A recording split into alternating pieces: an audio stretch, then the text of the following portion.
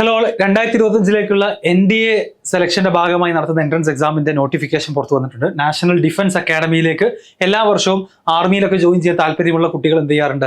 ഈ ഒരു എൻട്രൻസ് എക്സാമിന്റെ ബേസിൽ അഡ്മിഷൻ നേടാറുണ്ട്. ഒരുപാട് ബെനിഫിറ്റ്സ് ഉണ്ട് ആർമിയിൽ വർക്ക് ചെയ്യുന്നതിന്റെ ഭാഗമായിട്ട്, നമുക്ക് അറിയുന്ന കാര്യം തന്നെയാണ്. അപ്പോൾ അതിന്റെ ഡീറ്റെയിൽസിലേക്ക് കടക്കാം. ടോട്ടൽ നമ്പർ ഓഫ് വേക്കൻസീസ് 406 വേക്കൻസികളിലേക്കാണ് ഈ വർഷം നോട്ടിഫിക്കേഷൻ പുറത്തുവിട്ടിട്ടുള്ളത്. ആർമിയിലേക്ക് 208 ആളുകളെ ഇൻക്ലൂഡിംഗ് 10 ഫീമെയിൽ കാൻഡിഡേറ്റ്സ്, നേവിയിലേക്ക് 42, എയർഫോഴ്സിലേക്ക് ഫ്ലൈയിങ് കാറ്റഗറിയിൽ 92, ഗ്രൗണ്ട് ഡ്യൂട്ടീസ് ആയിട്ട് 18 പേര്, അതുപോലെ തന്നെ നോൺ ടെക്നിക്കൽ ആയിട്ടുള്ള ഗ്രൗണ്ട് ഡ്യൂട്ടീസിൽ 10 പേരെയുമാണ് സെലക്ട് ചെയ്തത്. അതിൽ തന്നെ എത്ര ഫീമെയിൽ കാൻഡിഡേറ്റ്സ് ഉണ്ടാകും എന്നുള്ളതും കൂടെ പറഞ്ഞിട്ടുണ്ട്. അതുപോലെ തന്നെ naval academy 10+2 cadet entry scheme എന്ന് പറയുന്ന സ്കീമിനെ കുറിച്ച് ഞാൻ നേരത്തെ തന്നെ വീഡിയോ ചെയ്തിട്ടുണ്ടായിരുന്നു.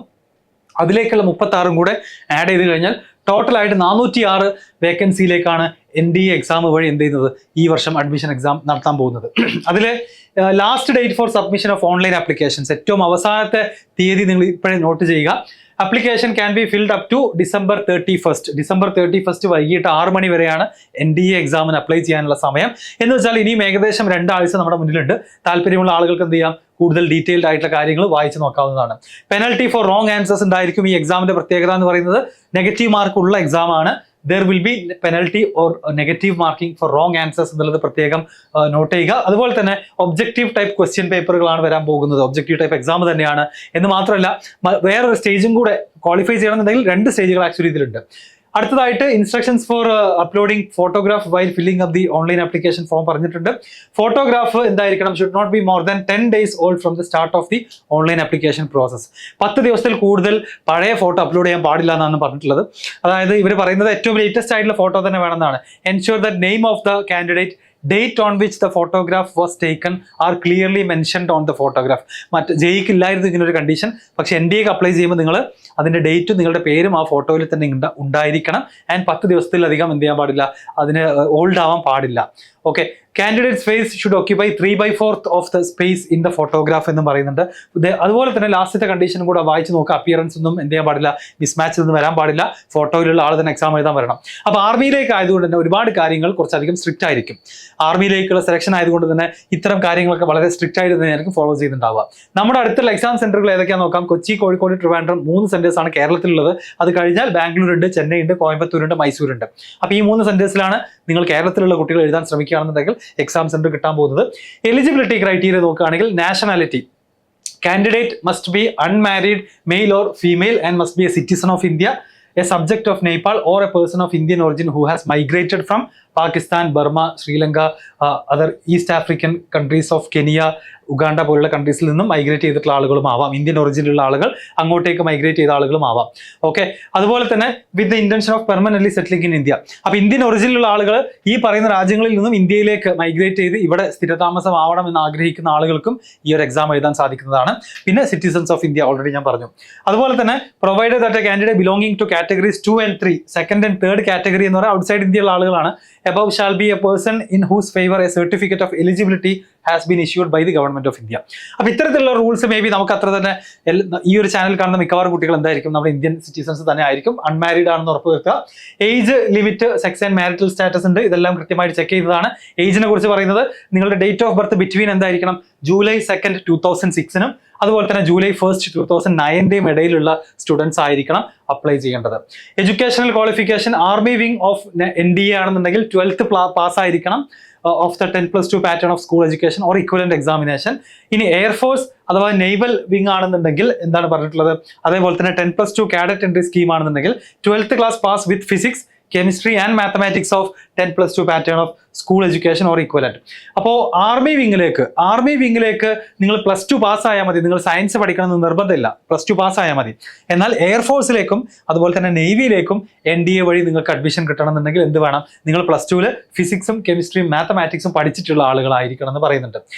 ആൻഡ് ഫിസിക്കൽ സ്റ്റാൻഡേർഡ് നമുക്കറിയാം. ആർമിയിലേക്ക് പോകുമ്പോൾ പ്രത്യേകത, നമുക്ക് ഒരുപാട് മെഡിക്കൽ ചെക്കപ്പുകൾ ഉണ്ടാകും, നമ്മുടെ ഹൈറ്റ് വെയിറ്റ് റേഷ്യോ തുടങ്ങി ഒരുപാട് കാര്യങ്ങൾ ചെക്ക് ചെയ്യാനുണ്ടാകും.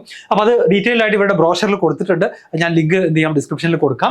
അടുത്തത് സ്കീം ഓഫ് എക്സാമിനേഷൻ ആണ്. അപ്പോൾ അങ്ങനത്തെ ഒരുപാട് ഫിസിക്കൽ സ്റ്റാൻഡേർഡ് കൂടെ നമ്മൾ മീറ്റ് ചെയ്യണം. ഹൈറ്റ് വെയിറ്റ് തുടങ്ങിയ കാര്യങ്ങളൊക്കെ എന്ത് ചെയ്യണം, നമ്മൾ മീറ്റ് ചെയ്യണം. അത് എല്ലാവർക്കും അറിയുന്ന കാര്യം തന്നെയാണ്. സ്കീം ഓഫ് എക്സാമിനേഷൻ നോക്കുക, അത് നിങ്ങൾക്ക് ചിലപ്പോൾ അറിയുന്നുണ്ടാവില്ല. ഇതിൽ ചോദിക്കുന്നത് 2 പേപ്പറുകളാണ്. ഒന്ന് മാത്തമാറ്റിക്സ്, രണ്ടാമത്തെ ജനറൽ എബിലിറ്റി ടെസ്റ്റ് ആണ്. മാത്തമാറ്റിക്സ് 2.5 മണിക്കൂറാണ്, 300 മാർക്കിന്റെ എക്സാം ആണ്. ജനറൽ എബിലിറ്റി ടെസ്റ്റ് 2.5 മണിക്കൂറിന്റെ എക്സാം ആണ്, പക്ഷെ 600 മാർക്കിനാണ് ടോട്ടൽ ഉണ്ടായിരിക്കുക. അപ്പോൾ റിട്ടേൺ എക്സാം 900-നും second part of the selection process എന്ന് പറയുന്നത് ഇന്റർവ്യൂ ആണ്, SSBയുടെ ഇന്റർവ്യൂ ആണ്. ആ ഇന്റർവ്യൂവിനും 900 മാർക്ക് ഉണ്ടായിരിക്കും. അതാണ് ടോട്ടലായിട്ട് കൺസിഡർ ചെയ്യാൻ പോകുന്നത്. അപ്പോൾ റിട്ടേൺ ടെസ്റ്റിനും ഇന്റർവ്യൂവിനും ഈക്വൽ വെയിറ്റേജ് ഉള്ള സെലക്ഷൻ പ്രോസസ്സാണ് NDA എന്ന് പറയുന്നത്. എക്സാമിൽ ക്വാളിഫൈ ചെയ്താൽ മാത്രം പോരാ എന്നുള്ളത് ഓർക്കുക.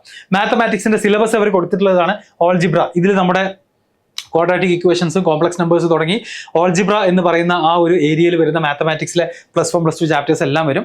പിന്നെ matrices and determinants, trigonometry, 2D and 3D geometry, അതുപോലെ calculus, vector algebra, statistics and probability.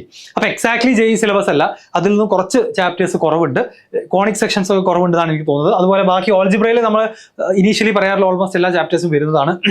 പിന്നെ അപ്പോൾ നോക്കുകയാണെങ്കിൽ JEEയുടെ മാത്സ് സിലബസിനോട് ഒരു 80%, 85% മാച്ചിങ് ആണ് NDAയുടെ മാത്തമാറ്റിക്സ് സിലബസ് എന്ന് പറയുന്നത്.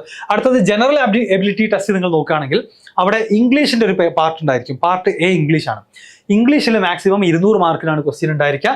Question paper in English will be designed to test the candidate's understanding of English and workman like the use of words. Syllabus covers various aspects like grammar and usage, vocabulary, comprehension and cohesion in extended text to test the candidate's proficiency in English. General knowledge ഉണ്ടായിരിക്കും part ബിയിൽ. General നോളജിൽ current അഫയേഴ്സും അതുപോലെ തന്നെ social science, geography, current events തുടങ്ങി അതിൽ എന്തും കൂടെ ഉണ്ട് നോക്ക് നിങ്ങൾ.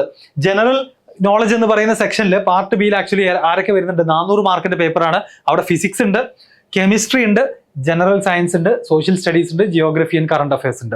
ഇത്രയും കാര്യങ്ങൾ ഇൻക്ലൂഡ് ചെയ്തിട്ടുള്ളതാണ് ജനറൽ നോളജ് എന്ന് പറയുന്ന സെക്കൻഡ് പാർട്ട് ബി എന്ന് പറയുന്ന പേപ്പർ. അതിന് 400 മാർക്ക് ഉണ്ടായിരിക്കും.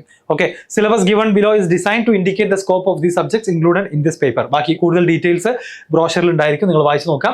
ആൻഡ് അടുത്ത റൗണ്ട് ഇന്റർവ്യൂ എന്ന് പറയുന്നത് എന്തിനു വേണ്ടിയിട്ടാണ്? ഇന്റലിജൻസ് ആൻഡ് പേഴ്സണാലിറ്റി ടെസ്റ്റ് ആണ്. നിങ്ങളുടെ ഇന്റലിജൻസും നിങ്ങളുടെ പേഴ്സണാലിറ്റിയും ടെസ്റ്റ് ചെയ്യാൻ വേണ്ടിയിട്ട് ആർമിയിലേക്ക് ജോയിൻ ചെയ്യുന്ന ഒരാൾ ഏത് ടൈപ്പ് ഓഫ് ആളാണെന്നുള്ളത് നിർബന്ധമായിട്ട് ചെക്ക് ചെയ്യേണ്ട ഒരു കാര്യമാണ്. ഏതെങ്കിലും ആൾക്കാരെ പിടിച്ചിട്ട് എന്ത് ചെയ്യാൻ കഴിയില്ല. നമുക്ക് നേവിയിലേക്കും ആർമിയിലേക്കും എയർഫോഴ്സിലേക്കും ജോയിൻ ചെയ്യാൻ കഴിയില്ല. SSB procedure consist of 2 stage selection process, stage 1 and 2.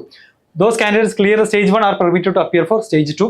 Stage 1 എന്ന് പറയുന്നത് ഒരു ഓഫീസർ ഇന്റലിജൻസ് റേറ്റിംഗ് കൊടുക്കാൻ വേണ്ടിയിട്ടുള്ള ടെസ്റ്റ് ആണ്. അതിൽ പിക്ചർ പെർസെപ്ഷൻ അതുപോലെ തന്നെ ഡിസ്ക്രിപ്ഷൻ ടെസ്റ്റ് തുടങ്ങിയ കാര്യങ്ങളൊക്കെയാണ് ഉണ്ടാവുക. Candidates will be short listed based on combination of performance in OIR and PP&DT. Stage 2 എന്ന് പറയുന്നത് ഇന്റർവ്യൂ ആണ്. അപ്പോൾ ഈ ഒരു സെക്കൻഡ് സ്റ്റേജിൽ തന്നെ നമുക്ക് അത് വീണ്ടും 2 സ്റ്റേജ് ആയിട്ട് നടക്കുന്നുണ്ട്. അതിൽ ആദ്യത്തേത് ഒരു ഓഫീസർ ഇന്റലിജൻസ് റേറ്റിംഗ് ആണ്.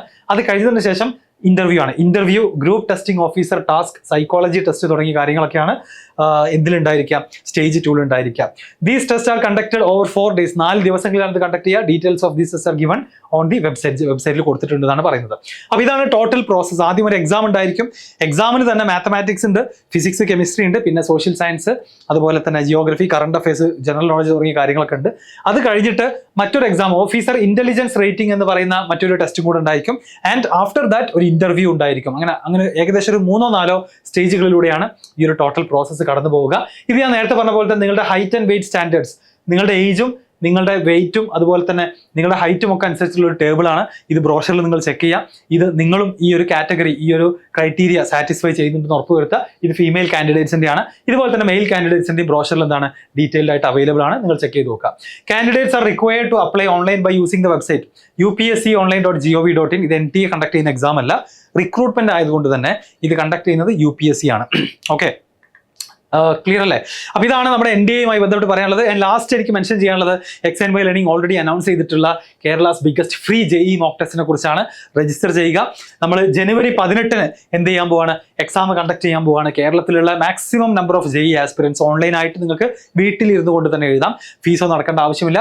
അപ്പോൾ നമ്മുടെ എൻറ്റയർ സ്റ്റേറ്റിൽ തന്നെ ഒരു കോമ്പറ്റീഷൻ കണ്ടക്ട് ചെയ്യുക എന്നുള്ളതാണ് നമ്മുടെ ലക്ഷ്യം. ഫ്രീ ആയിട്ടുള്ള എക്സാം ആണ്. JEE 2025 പാറ്റേൺ സിലബസ് ഫോളോ ചെയ്തിട്ടാണ് എക്സാം ഉണ്ടായിരിക്കുക. ഡീറ്റെയിൽഡ് ആയിട്ടുള്ള അനാലിസിസും സൊല്യൂഷൻസും ഒക്കെ നമ്മുടെ ചാനൽ ഉണ്ടായിരിക്കും. സബ്സ്ക്രൈബ് ചെയ്യാം. അതുപോലെ തന്നെ പ്രഡിക്റ്റഡ് AIR% നിങ്ങൾ ഏറ്റവും കൂടുതൽ നമ്പർ കുട്ടികൾ എഴുതുന്നുണ്ടെങ്കിൽ ഏറ്റവും നന്നായിട്ട് നമുക്ക് എന്ത് ചെയ്യാൻ പറ്റും? നിങ്ങളുടെ ഓൾ ഇന്ത്യ റാങ്കും പെർസെൻറ്റേജും പ്രഡിക്റ്റ് ചെയ്യാൻ പറ്റും. ഏപ്രിലേക്ക് നിങ്ങൾക്ക് നേരത്തെ തന്നെ പ്ലാൻ ചെയ്ത് തുടങ്ങാം, നിങ്ങളുടെ വീക്ക്നെസ് ഒക്കെ മനസ്സിലാക്കിക്കൊണ്ട്. അപ്പോൾ ഈ ഒരു Kerala's biggest free JEE mock ടെസ്റ്റിന് രജിസ്റ്റർ ചെയ്യാൻ താല്പര്യമുള്ള ആളുകൾക്കുള്ള ലിങ്ക് ഡിസ്ക്രിപ്ഷനിലും കമന്റിലും ഉണ്ടാകും. എത്രയും പെട്ടെന്ന് എന്ത് ചെയ്യാം? രജിസ്ട്രേഷൻ കംപ്ലീറ്റ് ചെയ്യാം. ഓക്കെ, അപ്പോൾ NDAനെ കുറിച്ച് ഇനി സംശയങ്ങൾ ഉണ്ടെന്നുണ്ടെങ്കിൽ നിങ്ങൾ എന്ത് ചെയ്യുക? ഡെഫിനറ്റ്ലി ചോദിക്കുക. ഒരുപാട് ആളുകൾ അപ്ലൈ ചെയ്യുന്നവരുണ്ട്. അവരും ഹെൽപ്പ് ചെയ്തിട്ട് എന്ത് ചെയ്യും? കമന്റ്സിനൊക്കെ റിപ്ലൈ ചെയ്യാറുണ്ട്. ഈവൻ ഞങ്ങളടക്കം കൃത്യമായിട്ട് എല്ലാ കമന്റ്സിനും ആൻസർ ചെയ്യാറുണ്ട്. അതുപോലെ തന്നെ ഇനി വരാൻ പോകുന്ന എക്സാമിനേഷൻസിനെ കുറിച്ചൊക്കെ കൃത്യമായിട്ടുള്ള അപ്ഡേറ്റ്സിന് വേണ്ടി നമ്മുടെ XNYയുടെ JEE ചാനൽ സബ്സ്ക്രൈബ് ചെയ്യുക.